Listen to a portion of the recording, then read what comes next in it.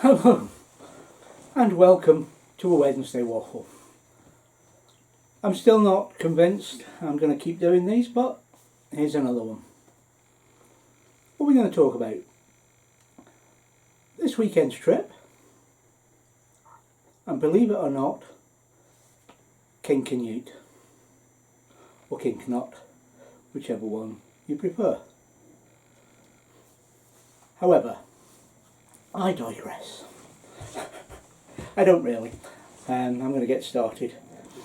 Last weekend we had a great trip. I spent Friday night alone. Lindsay was finishing up a night shift. I picked her up at early o'clock and we went off. Great weather. There was a bit of rain, but didn't spoil the weekend. And we had a great time. And best of all, we didn't have to tidy up. There was no muck or litter or anything at either park up. Now that's surprising about the first one, Quarrelwood, because it's just outside Elgin. So that was a bonus. Alan Reid, on the other hand, you drive to the middle of nowhere, turn left and carry on. It doesn't get that busy, 3 or 4 cars and that sees it full. And over the weekend we didn't see many folk and we didn't see a lot of litter, so that's good news. Anyway, so what's the title and the thumbnail all about? Well, it's easy really, although it's not. Most people get the tale of King Canute out of context. King Canute, or Canute, whichever you prefer, was a Danish king of England. We'll maybe touch on that again, who knows. Anyway, and he was well loved by his subjects, and he was supposed to be a great and all-powerful king, which is where the misinterpretation of the story of King Canute and holding back the tide comes from. Most people think it demonstrates that he was a foolish old man who thought he had all these powers. In fact, what he was doing was sitting there proving to his courtiers and loyal subjects that he wasn't omnipotent. He could not control the tide. And that was the whole point of that story. In his case, he was suggesting that it wasn't him that was omnipotent, but the Roman Catholic God.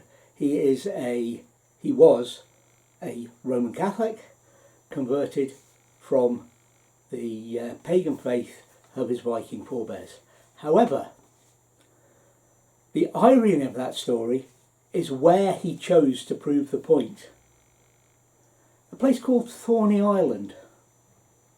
Well, you might wonder about that, but you will also know it by a more common name, Westminster. I'll just leave that there. However,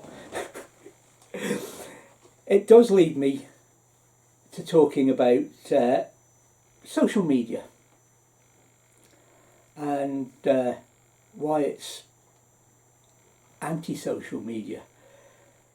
The bile and rubbish that is on Facebook, Twitter, and many other instances of social media is absolutely ridiculous.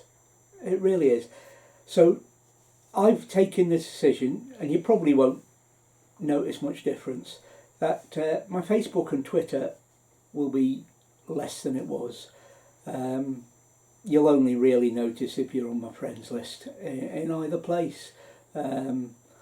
If you're not, you ain't going to notice, because I don't take much notice, I don't take much part, I spread a bit of humour, etc.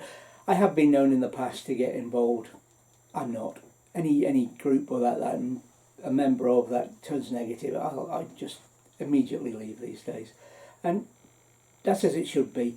Social media could be a great and powerful tool. At the moment, it's full of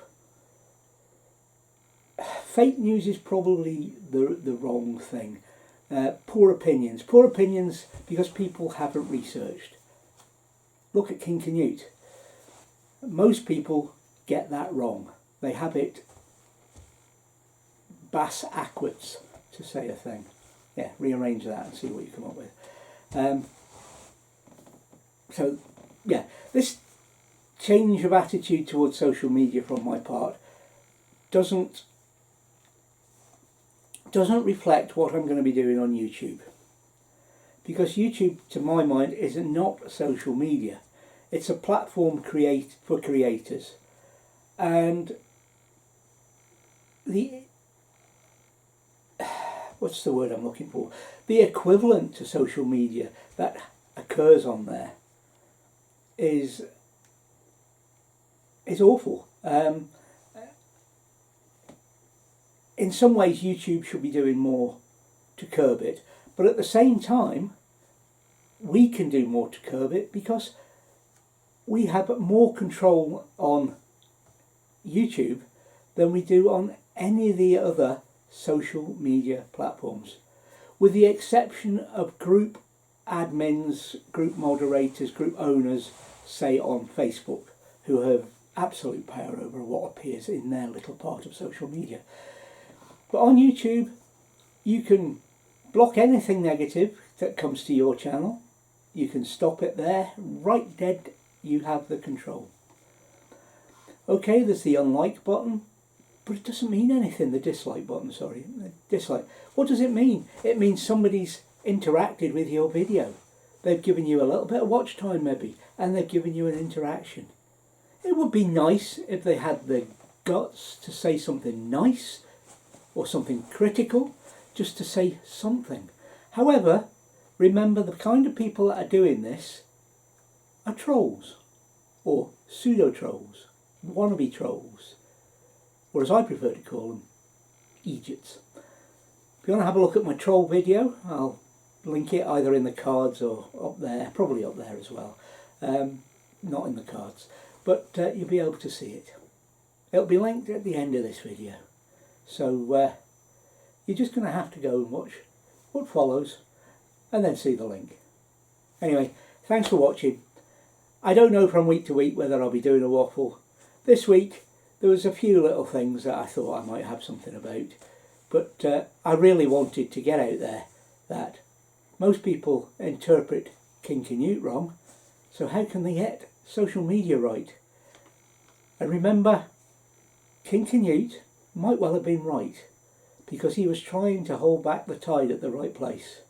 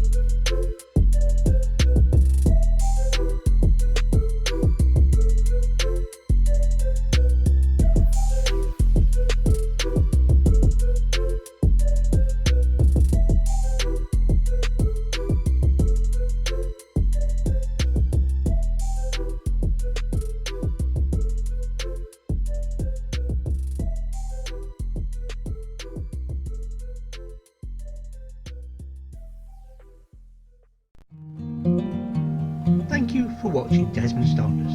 We'll hope you'll join us again for more photos, waffle and me as we travel around Scotland. Bye for now.